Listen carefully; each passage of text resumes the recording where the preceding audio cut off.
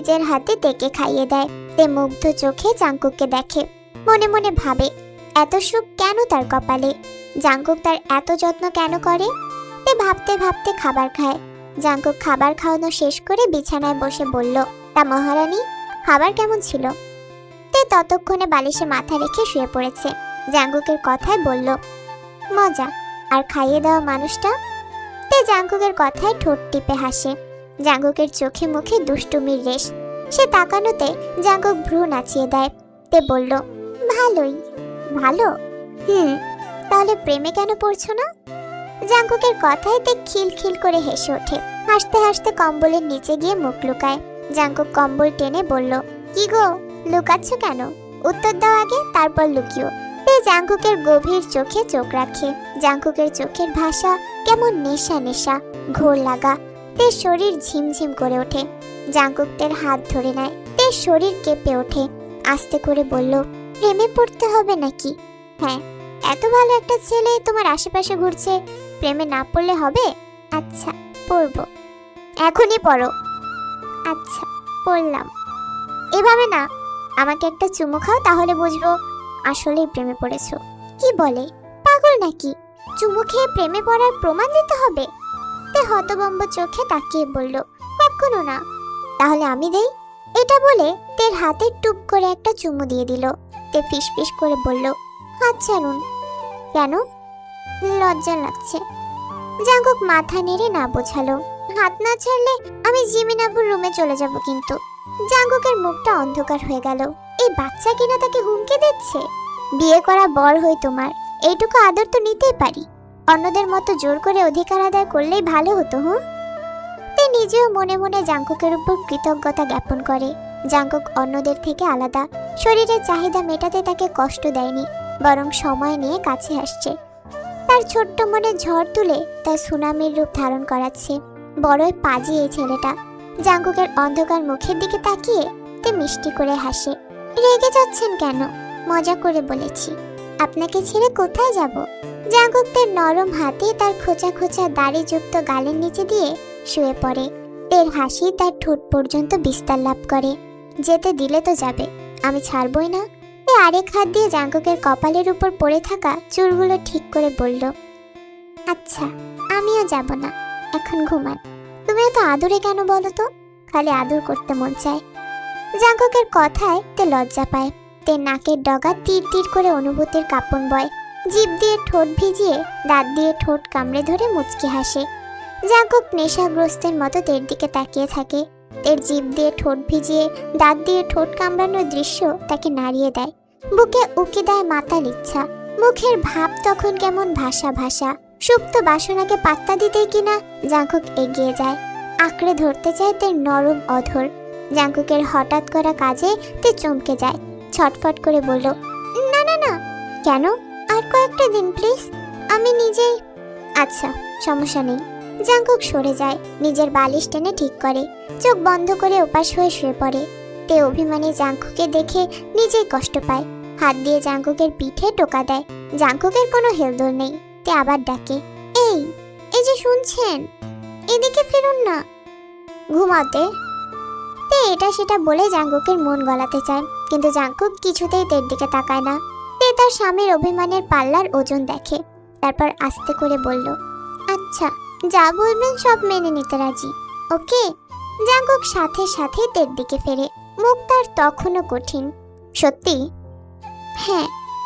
Jungkook কিছুই করতে চায় না, শুধু হাত দিয়ে তের নরম ঠোঁট ছুঁয়ে দেয়। সে জানে এখন অধরে অধর মেলানোর মানে মহাপ্রলয়, যাতে এখন চাইছে না। আর তে চাইছে না মানে জাঙ্কুকও চায় না। জাঙ্কুক গভীর চোখে তেকে পর্যবেক্ষণ করে। তে জাঙ্কুকের স্পর্শে কেঁপে ওঠে। এত গভীর কারো স্পর্শ হয়? জাঙ্কুকের এই সামান্য স্পর্শে তার এমন পাগল পাগল লাগছে কেন? এই ছেলেটা তাকে মেরে ফেলার পায়তারা করছে নিশ্চয়ই। সুখে সুখে ঠিক মেরে ফেলবে। জাঙ্কুক তখন বিড়বিড় করে বলল, তে, তুমি আমার পাখি, মিষ্টি আদরে পাখি।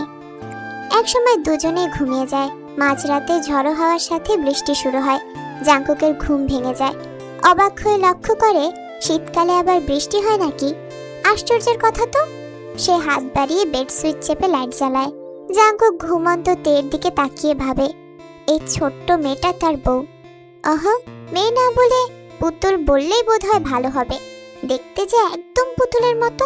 জাঙ্কুক গলা অবধি কম্বল টেনে দুহাত বুকে ভাঁজ করে রাখে। তের ঘুমানোর ভঙ্গিমা ভালো না, গায়ের কম্বল কয়েকবার ফেলে দিয়েছে। এই যে এখনো এক লাথি মেরে কম্বল কোমর অবধি নামিয়ে ফেলেছে। জাঙ্কুক তের দিকে তাকিয়ে চোখ বন্ধ করে আবার তাকায়। লম্বা চুলের বেনি গলার পাশে এসে লুটিয়ে আছে। জাঙ্কুক হাত দিয়ে বেনিটা পেছনে ফেলে, হাতের বৃদ্ধাঙ্গুলি তের নরম গালে ঘেঁষে দেয়। তে চোখ খুলে তাকায়। জাঙ্কুকের স্পর্শ পেয়ে ঘুম থেকে আধো জেগে ওঠে। জাঙ্কুকের দিকে তাকিয়ে জড়ানো গলায় বলল, ঘুমাননি? বৃষ্টি হচ্ছে তাই জেগে গেছি। আচ্ছা, এখন ঘুমান না? কেন? তোমাকে দেখছি।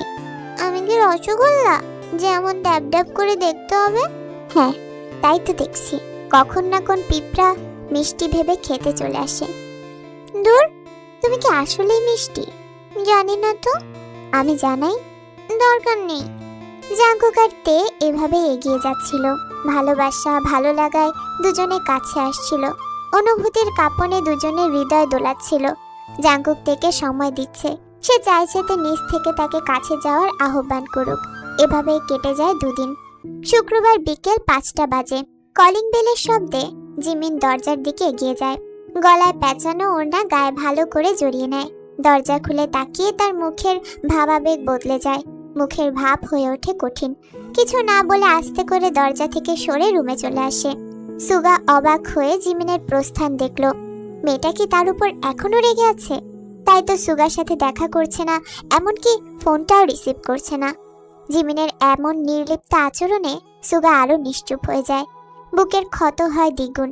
যেই মেয়ে তাকে একদিন না দেখলে পাগল হয়ে যেত, সেই মেয়ে আজ 3 দিন যাবৎ দেখা দিচ্ছে না। অথচ কাজল চোখের রাজকন্যা জানেও না তাকে দেখতে আরেকজন ব্যাকুল হয়ে গেছে। জিমিন চলে যাওয়ার পর জিন সেখানে উপস্থিত হয়েছে।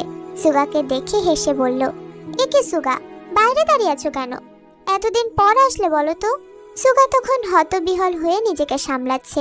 হাসি দেওয়ার বৃথা চেষ্টা করে বলল, আসলে আসার সময় পাইনি আন্টি। জাঙ্কুক আছে? হ্যাঁ আছে। তোমাকে অসুস্থ দেখাচ্ছে যে, কিছু হয়েছে বাবা? সুগা যতটা সম্ভব নিজেকে স্বাভাবিক রাখার চেষ্টা করছে, কিন্তু আন্টি কিভাবে বুঝে ফেললো? অবশ্য 104 ডিগ্রি জ্বর নিয়ে চলাফেরা করলে বোঝারই কথা।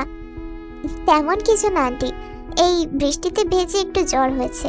কি যুগ আসলো বাবা, শীতকালেও বৃষ্টি হয়, তাই এই অসময়ে বৃষ্টিতে না ভিজলেও পারতে। সুগা মাথা নিচু করে ভাবে, কেন ভিজেছে সে কথা শুনলে আর ভেতরেই ঢুকতে দেবে না। তাই কিছু না বলে জিনকে প্রতি উত্তরে একটা মুচকি হাসি উপহার দিল। জিন সুগাকে ঘরে এনে জাঙ্কুককে ডাকলেন। জাঙ্কুক রুম থেকে বেরিয়ে সুগাকে দেখে বলল, শালা কই লুকাও তুমি, দেখাই যায় না। এটা বলতে বলতে সোফায় বসে। সুগা আশেপাশে নজর বুলিয়ে বলল, আমি লুকাই নাই, তুমি লুকাইছো। বউ পাইয়া তো বাসা থেকে বাইরে হও না বন্ধু, শালা লুচ্চা। আরে ধুর, ওসব কিছু না। বুঝি বুঝি, সবই বুঝি, বোঝার বয়স হয়েছে তো, বোঝারই কথা। তা বন্ধু, দিনরাত কেমন যায়? নিশ্চয় বিন্দাস? কি বলবো ভাই, এখনো ব্যাচেলার ফিলিং পাই। কেন? আরে বাচ্চা মেয়ে, আমারই কেমন জানি লাগে। বয়সের পার্থক্য দেখেছিস? আরে বয়স আবার কি, এটা কোনো ব্যাপার না। আর কিসের বাচ্চা? আর বাচ্চা হইলে বা সমস্যা কই? শিখায় পড়ায় নে, দেখবি তোর মাস্টার হয়ে যাবে। তোরে বলছে এমন ভাবে অ্যাডভাইস দিচ্ছিস, মনে হচ্ছে বাসায় 2-3টা বউ পালিস। বউ পালতে হয় না রে, এসব বোঝাই যায়। তোর চোখ লাল কেন? ওই একটু জ্বর, তাই হয়তো। জাঙ্কুক সুগার কপালে হাত দিয়ে চমকে ওঠে। সুগার গা রীতিমতো পুড়ে যাচ্ছে। সে চিন্তিত গলায় বলল, এই জ্বর নিয়ে এতক্ষণ ঠাট্টা করছিস আমার সাথে? আরে ব্যাপার না। ওষুধ খেয়েছিস? সুগা মাথা নেড়ে হ্যাঁ জানায়, কিন্তু সত্যি হচ্ছে সে নাপা ছাড়া কিছুই খায়নি। মাসের শেষে হাতে একদম টাকা নেই। তার ধারণা 2-3 দিন পর জ্বর এমনিতেই সেরে যাবে। এর জন্য অন্যের থেকে ধার নেওয়ার মানে হয় না। এ অবস্থায় বের হয়েছিস কেন? একটা দরকার ছিল। সুগা যে মনের জ্বর সারাতে এসেছে সেটা আর জাঙ্কুককে বলা হলো না। শরীরের এই অবস্থার থেকে বেশি দরকার কি আছে? জিমিনকে একটু ডেকে দে তো। ওরে ওই দিন একটা নোটস দিয়েছিলাম, আজকে সেটা আমার এক স্টুডেন্টকে দেওয়ার কথা। জাঙ্কুক উঠে জিমিনের রুমে যায়। সারা রুম অন্ধকার। জাংকুক লাইট জ্বালিয়ে দেখে জিমিন কম্বল গায়ে শুয়ে আছে। জাংকুক ডেকে বলল, সুগা নাকি তোকে নোটস দিয়েছিল, ফেরত দিতে বলছে, যা দিয়ে আয়।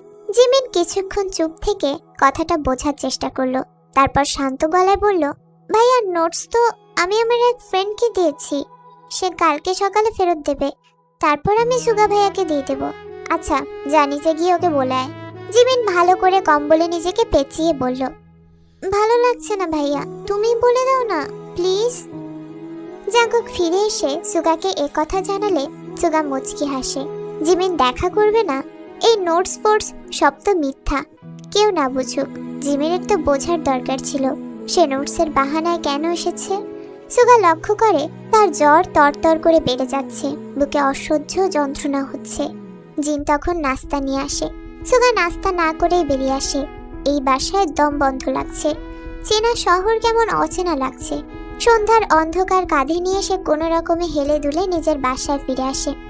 রাতে খেতে বসে জিন আফসোস করে বলল, জাংকুক, সুগাকে খেয়ে যেতে বলতি, এত জ্বর নিয়ে ছেলেটা কি খাচ্ছে না খাচ্ছে।